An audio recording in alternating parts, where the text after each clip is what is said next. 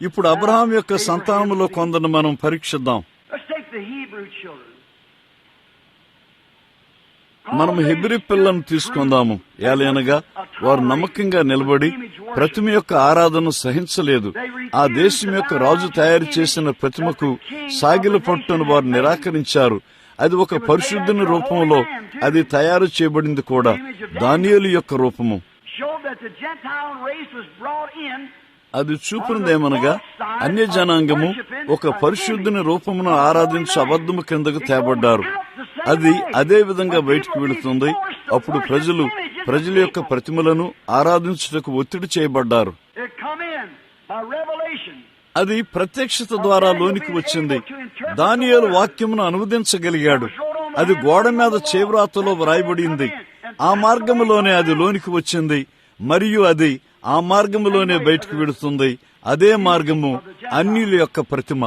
గమనించండి, వారు దాన్ని చేటుకు నిరాకరించారు. మరియు వారు ఏం చేశారు? వారు అబ్రహాం యొక్క సంతానమయ్యుండి వాక్యమునకు నమ్మకంగా నిలబడ్డారు. మరియు వారు శత్రువు యొక్క గవిని అగ్నిని స్వాధీనపరుచుకున్నారు. వారు దాన్ని చేశారు. మంచిది, దేవుని వాక్యం సత్యము. ఒకే నిజ దేవుని యొక్క ఆరాధన బట్టి దానియేలు పరీక్షించబడ్డాడు. దాని నిమిత్తం అతడు పరీక్షించబడ్డాడు, మరియు పరీక్షా సమయంలో అతడు పరీక్షకు నిలబడ్డాడు. మనము చెప్పినట్లుగా అతని నుండి పేళ్లు రాలినట్లు కనబడిన తరువాత దేవుడు ఏం చేశాడు? వారికి ఏం చేయాలో అర్థం కాలేదు. వారు అతను సింహములకు ఆహారంగా వేయాలనుకున్నారు. కానీ దానియేలు పరీక్షకు నమ్మకంగా నిలబడ్డాడు. అతను శత్రువు యొక్క గదిని స్వాధీనపరుచుకున్నాడు. సింహముల నోటిని దేవుడు మూసివేశాడు. ఎన్నే ఎంబిరైన అబద్ధపు అనుకరణలు చేయవారి ముందు పరీక్షలో మోషే దేవుని వాక్యమునకు నమ్మకంగా నిలబడ్డాడు. చూడండి, దేవుడు సహజాతీతమైన దానితో అతన్ని కలుసుకుని ఆ కార్యములు చేయమని చెప్పాడు. ఈ సూచనలను చూపించాడు, మరియు ప్రతి సూచన ఒక స్వరమును కలిగి ఉన్నది. అతడు ఎరిగి ఉన్నట్లుగా మోషే తిన్నగా ముందుకు వెళ్ళాడు. అతడు తన కర్రను పడవేయగా అది ఒక సర్పంగా మారింది. ఏమి సంభవించిందో మీకు తెలుసా? అనుకరణ చేయవారు వచ్చి అవే కార్యములు చేశారు. ఇప్పుడు మోషే తన చేతులు పైకెత్తి, బాగుంది, అది అంతా తప్పు అని నేను ఊహిస్తాను అనలేదు. అతడు అక్కడ నిలబడి దేవుని కొరకు కనిపెట్టాడు. అతడు నమ్మకంగా నిలబడ్డాడు. అక్కడ ఎంతమంది అనుకరణ చేయవారు ఉన్నప్పటికీ లెక్కాదు, అతడు నమ్మకంగా నిలబడ్డాడు. ఆ స్థలము నుండి ప్రజలను బయటికి తెచ్చుటకు తన పని కొరకు అతడు నమ్మకంగా నిలబడినప్పుడు, నీటి గవిని అతని మార్గంలోకి వచ్చినప్పుడు దేవుడు అతన్ని దాన్ని స్వాధీనపరుచుకోనిచ్చాడు. మరియు అతన్ని నడిపించున్న అగ్నిస్తంభం ద్వారా ఆ గవిని తెరిచాడు. అతడు ప్రజలను వాగ్దాన భూమిలోనికి తీసుకువెళ్లాడు. యెహోషువ మరొక గొప్ప నాయకుడు. ఇద్దరు మాత్రమే వాగ్దాన భూమిలోనికి వెళ్లారు, యెహోషువ మరియు కాలేబు. వారు కాదేశ్ అని పిలువబడు స్థలమునొద్దకు వచ్చారు. ఆ సమయంలో అది ప్రపంచమునకు కేంద్రమై ఉన్నది. ఎంత మట్టుకనగా అది తీర్పు పీఠమై ఉన్నది. వారు 12 మంది వేగులు వారిని ఆ దేశమును చూచుటకు పంపారు. వారిలో 10 మంది తిరిగి వచ్చారు. 10 మంది అన్నారు, అది ఎంతో కష్టమైన పని, మనము దాన్ని సరిగ్గా చేయలేము. మంచిది, ఆ ప్రజల ప్రక్కన మనము మిడతల వలె కనపడ్డాం. కానీ యెహోషువ ఏం చేశాడు? అతడు ప్రజలను నిమ్మడపరిచాడు. అతడు అన్నాడు, ఒక నిమిషం ఆగండి. మనం ఎంత చిన్నవారమైనప్పటికీ, లేక మనం ఎంత అల్పసంఖ్యాకులమైనప్పటికీ దాన్ని తీసుకొనుటకు మనం సమర్థులము. అతడు ఏమి చేస్తున్నాడు? అతడు వాగ్దానమునకు నమ్మకంగా నిలబడ్డాడు. నేను ఈ దేశమును మీకు ఇస్తాను, అయితే దానిలో ప్రతి అంగుళం కొరకు మీరు పోరాడాలి. తల్లి, నీవు దాన్ని నమ్ముతావా? దేవుడు నీ స్వస్థతను నీకు ఇచ్చి ఉన్నాడు, కానీ దానిలోని ప్రతి అంగుళం కొరకు నువ్వు పోరాడాలి. మీ పాదములు అడుగుబెట్టు ప్రతి స్థలమును నేను మీకు ఇచ్చి ఉన్నాను. పాదముద్రలు అనగా భావము స్వాధీనపరుచుకుంటా, అదంతయు మీదే. ప్రతి వాగ్దానము నీకే చెంది ఉన్నది, కానీ మార్గంలోని ప్రతి అంగుళం కొరకు ఇప్పుడు నువ్వు పోరాడాలి. ఇప్పుడు దేవుడు ఏం చెప్పాడో యెహోషువ ఎరిగి ఉన్నాడు. అతడు అబ్రహాం యొక్క సంతానమై ఉన్నాడు. చూడండి, అతడు అన్నాడు, దేవుడు ఆ దేశమును మనకు ఇస్తానన్నాడు. నేను దాన్ని నమ్ముతాను. మనము దాన్ని తీసుకుంటూ సమర్థులము. ఇశ్రాయేలు గుంపు ప్రజలందరికి వ్యతిరేకంగా అతడు పరీక్షకు నిలబడి ఉన్నందున ప్రజలందరూ మూలుగుచ్చు మొరపెట్టారు. యెహోషువ అన్నాడు, ఊరకుండుడి, దేవుడు దాన్ని వాగ్దానం చేశాడు. నీవెంత పెద్దవాడైనప్పటికీ లెక్క కాదు, వ్యతిరేకత ఏమైనప్పటికీ లెక్క కాదు, వైద్యుడు ఏమి చెప్పినప్పటికీ లెక్క కాదు. దేవుడు వాగ్దానం చేశాడు, దాన్ని చేయుట దేవుని వంతయ్యున్నది. అతడు ఏం చేశాడు? అతడు యోర్దాను నదికి ఇచ్చినప్పుడు అతడు గవినిని స్వాధీనపరుచుకున్నాడు. అదే అతడు చేసి ఉన్నది. ఎరుకో తాబేలు చెప్పులో మూయబడినట్లుగా ఉన్నది. అతడు ఏం చేశాడు? అతడు గవినిని స్వాధీనపరుచుకున్నాడు. ఒకరోజైతే శత్రువు అతను లాక్కుంటూ ప్రయత్నం చేశాడు. అతడు శత్రు యొక్క గవిని స్వాధీనపరుచుకున్నాడు. ఎంతవరకంటే అతడు సూర్యుడిని ఆగిపోమ్మని ఆజ్ఞాపించాడు. సూర్యుడు అతనికి లోబడి 24 గంటలు కదలలేదు. దేవుడు తన వాగ్దానములకు నమ్మకంగా ఉంటాడు. ఆయన వాక్యం ఓడింపనిచ్చుటకు ముందు పరలోకములను దివాళా చేస్తాడు. ఆయన నెరవేర్చలేని వాగ్దానమును ఆయన ఎన్నడూ చేయలేదు. నిన్ను స్వస్థపరచు యెహోవాను నేనే. వారు రోగుల మీద చేతులుంచినప్పుడు వారు స్వస్థత నొందుదురు. ఆమెన్. నీవు నమ్మగలిగినట్లయితే సమస్తము సాధ్యమే. యెహోషువ దాన్ని నమ్మాడు. దేవుడు భూమిని తిరగకుండా ఆపినప్పటికీ మరొక శక్తితో దాన్ని అక్కడ పట్టుకున్నాడు. ఆయన తన సొంత శక్తి. యెహోషువ తన శత్రువుల మీద తనకు తాను కోపము తీర్చుకునే వరకు 24 గంటలు ప్రపంచం ఎన్నడూ కదలలేదు. అతడు గవనులను స్వాధీనపరుచుకున్నాడు. నిశ్చయంగా అతడు చేశాడు. దేవుడు ఎల్లప్పుడూ నమ్మకంగా ఉంటాడు. ఇప్పుడు ఎక్కువ మంది వీరులను తీసుకుంటకు మనకు ఎక్కువ సమయం ఉండాలని నేను కోరతాను.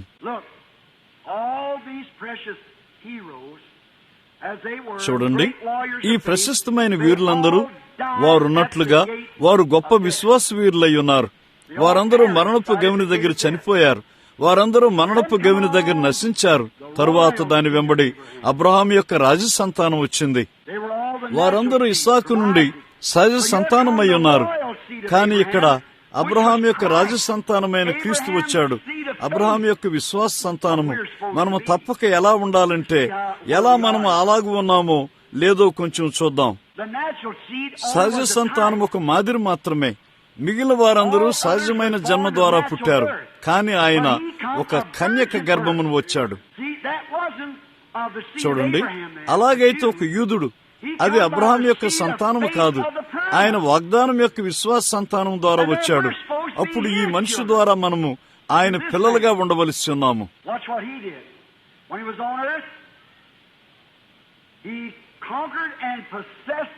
ఆయన ఏమి చేశాడో గమనించండి. ఆయన భూమి మీద ఉన్నప్పుడు శత్రువు కలిగి ఉన్న ప్రతి గవిని ఆయన జయించాడు మరియు వాక్యం ద్వారా స్వాధీనపరుచుకున్నాడు. ఆయన రోగమను గవిని మన కొరకు జయించాడు. ఆయన దాన్ని చేయుటకే వచ్చి ఉన్నాడు. ఆయన రోగులను జ్ఞాపకం చేసుకుని ఆయన ఆ గవిని జయించాడు. నీవు దాన్ని జయించవలసిన పని లేదు. ఆయన దాన్ని జయించాడు. ఇతరులు వారి సొంత గవినులను జయించవలసి ఉన్నారు. కానీ నీవు జయించవలసిన పని లేదు. అది ఇదివరకే జయించబడింది. ఆయన రోగం యొక్క గౌనులను జయించాడు. రోగము, పాపం యొక్క గౌనులను ఆయన జయించి ఆయన ఏం చేశాడు? ఆయన ఏం చేస్తానని చెప్పాడు? భూమి మీద మీరు దేన్ని అడుగుతారో, భూమి మీద మీరు దేన్ని బంధిస్తారో ఆయన దాన్ని పరలోకంలో బంధిస్తాడు. గవినికి తాళపు చెవులను మనకిచ్చాడు. వాక్యము ద్వారా ఆయన శోధనను గవిని జయించాడు. మరియు తాళపు చెవులేమనగా అపవాదిని ఎదురించుడి, వాడు మీ యొద్ద నుండి పారిపోతాడు. అదంతయు ఆయన జయించాడు. ప్రతి రోగమును జయించాడు. ఆయన మరణమును జయించాడు. ఆయన పాతాళమును జయించాడు. ఆయన మరణమును మరియు పాతాళమును జయించాడు. ఇతరులు జయించలేని దాన్ని ఆయన జయించాడు. కారణము, వారు సహజ సంతానమై ఉన్నారు. ఇది ఆత్మ సంబంధమైన సంతానము. ఆయన సమాధి అని గవిని జయించాడు. మరియు మన నీతీకరణ కొరకు 3వ దినమును తిరిగి లేచాడు. మరియు ఇప్పుడు మనం అత్యధికమైన జయశాలరము. మనము ఒక స్వాస్థ్యముగా మనము తిన్నగా దానిలోనికి నడిచి వెళతాము. అత్యధికమైన జయశాలరము. ఇప్పుడు మనం ఓడించబడిన శత్రువుతో వ్యవహరిస్తున్నాము. వ్యాధి ఓడించబడింది, మరణము ఓడించబడింది, నరకము ఓడించబడింది, సమస్తము ఓడించబడింది.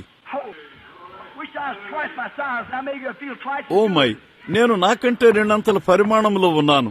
ఇప్పుడు బహుశా నేను 2 అంతల మంచి అనుభూతిని పొందాను. మనము జయించబడిన శత్రువుతో వాదిస్తున్నాము. అతని యొక్క తలను నరికివేయుటకు వారు ఒక రాతి బండను కట్టినప్పుడు ఆశ్చర్యం కాదు, పౌలు ఇలా చెప్పగలిగాడు, ఓ మరణమా, నీ ముల్లెక్కడా? ఎక్కడ నీవు అరవగలవో బొస్సు కొట్టగలవో చూపు. సమాధి, నీ విజయం ఎక్కడ? నీవు అక్కడ నన్ను మలచాలనుకుంటావా? అక్కడ ఉన్న ఒక ఖాళీ సమాధి వైపు నేను వేలు పెట్టి చూపుతాను. మరియు నేను ఆయనలో ఉన్నాను. అంత్యదినమున ఆయన నన్ను లేపుతాడు. ఓడించబడిన ఒక శత్రువు అబ్రహాం యొక్క రాజ సంతానము. ఇప్పుడు సహజమైన సంతానం దాని వైపు వేలు పెట్టి చూపలేదు. కానీ రాజ సంతానము జయించగలదు. ఇదివరకే జయించింది. ఏలయనగా ఆయన మన ముందుగా వెళ్లి మన కొరకు ప్రతి గవిని జయించాడు.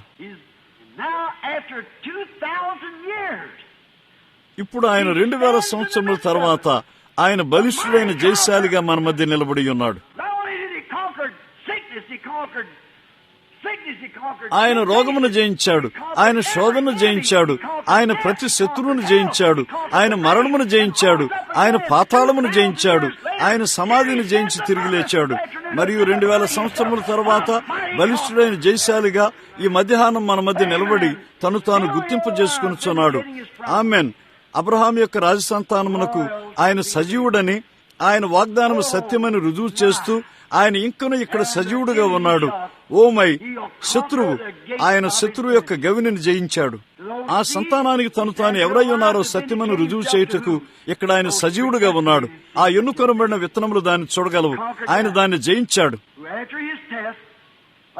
ఆయన పరీక్ష తరువాత వాక్య వాగ్దానం పొందినవారు వారే క్రీస్తు యొక్క శరీరములోనికి పరిశుద్ధాత్మ ద్వారా ముద్రించబడి ఉన్నారు. వారికే ఎవరు హెబ్రీ 13:8 అలాగుండునని నిర్ధారించాడు. వారు పరిశుద్ధాత్మ ద్వారా లోనికి ముద్రించబడి ఉన్నారు. ఆ పరిశుద్ధాత్మ దాన్ని అబ్రహాం ముందుగా చూశాడు. విశ్వాసం ద్వారా అతడు దాన్ని నమ్మాడు. మరియు ఆయన ఏం చెప్పాడో ఆ వాగ్దానం వైపునకు తిరిగి చూస్తూ మనము దాన్ని స్వీకరిస్తాము. మరియు యోహాను 14:12 తిరిగి లేచిన జయశాలి ద్వారా తానే ఈ చివరి దినముల్లో దాన్ని నిర్ధారించి ఉన్నాడు. ఏదో ప్రణాళిక కాదు, కానీ ఒక వ్యక్తి, క్రీస్తు జయశాలి. నా సంఘం కాదు, నా బ్యాప్టిస్ట్ సంఘం కాదు, నీ ప్రెస్బిటేరియన్, మెథడిస్టు లేక పెంతెకోస్తుల ద్వారా కాదు, కానీ యేసు క్రీస్తు ద్వారా ఈ రోజున ఆయన జీవిస్తున్నాడు. మన నీతీకరణం కొరకు ఆయన దానికి పైగా తిరిగి లేచాడు.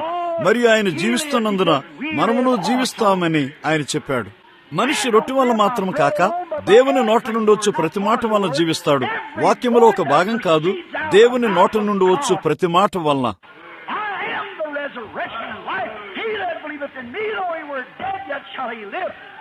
పునరుద్ధానమును మరియు జీవము నేనే. నా యందు విశ్వాసముంచువాడు చనిపోయినను బ్రతుకును, బ్రతికి నా యందు విశ్వాసముంచువాడు ఎన్నటికీ చనిపోడు. దీన్ని నమ్ముతావా? ప్రతి శత్రువు గవిని తీసుకోము.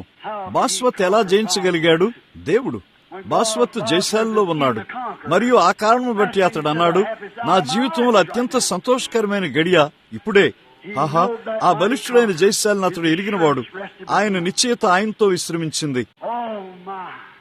ఓ మై, ఇప్పుడు మనం పాడగలము, జీవించి ఆయన నన్ను ప్రేమించాడు, మరణించి నన్ను రక్షించాడు, సమాధి చేయబడి ఆయన నా పాపములను దూరంగా మోసుకెళ్లాడు, తిరిగి లేచి ఉచితంగా నన్ను సదాకాలం నీతిమంతునిగా చేశాడు.